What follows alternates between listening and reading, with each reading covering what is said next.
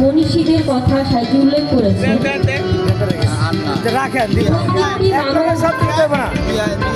তারা তার প্রভুর পরীক্ষায় উত্তীর্ণ হয়েছিলেন।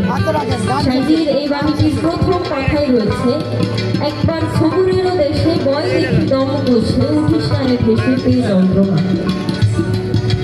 আমরা সকলেই জানি সবুর বা সবর শব্দের অর্থ হচ্ছে ধৈর্যশীল বা ধৈর্য ধারণকারী।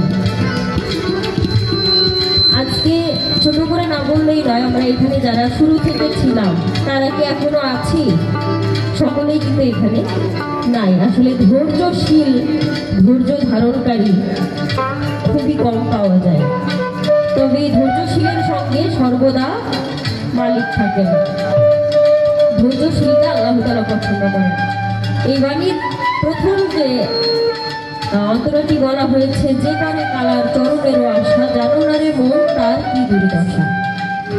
আমরা ছোট থেকে মুরব্বীদের মুখে শুনে এসেছি, যে করে আল্লাহর আশ আল্লাহ তারই করে সর্বনাশ। তবুও যে ছাড়ে না পাস, তবেই করে তারে দাসের দাস। আসলে অল্প দুঃখে আমরা ভেঙে পড়ি। আমি আমার কথাই বলি, আর এখানে যারা রয়েছেন সকলেই গুণীজন রয়েছেন, সকলেই পাগলের আশিকার রয়েছেন। আমার মতো হতভাগী আমার মুর্শিদ আছেন, কিন্তু আমি এমন একটি হতভাগী যে আমার মুর্শিদ যখন কোনো আদেশ বা উপদেশ দেন, আমি ভাবি যে সে তো আমার সামনে নাই, না মানলেও তো সে দেখতে পাচ্ছে না। তা আসলে এই কাজটা করে আমি তো আমার মুর্শিদকে ঠকাচ্ছি না, আমি আমার নিজেকে ঠকাচ্ছি। মুর্শিদ সচক্ষে দেখতে না পেলেও তিনি কিন্তু দেখতে পান, এজন্যই তিনি আমার মুর্শিদ। তো যে ব্যক্তি ধৈর্য ধারণ করতে পেরেছে, দয়ালের উপর ভরসা রাখতে পেরেছে, সেই ব্যক্তির দ্বারাই সম্ভব। তো এখানে সাজি যে কথাটি বলেছেন,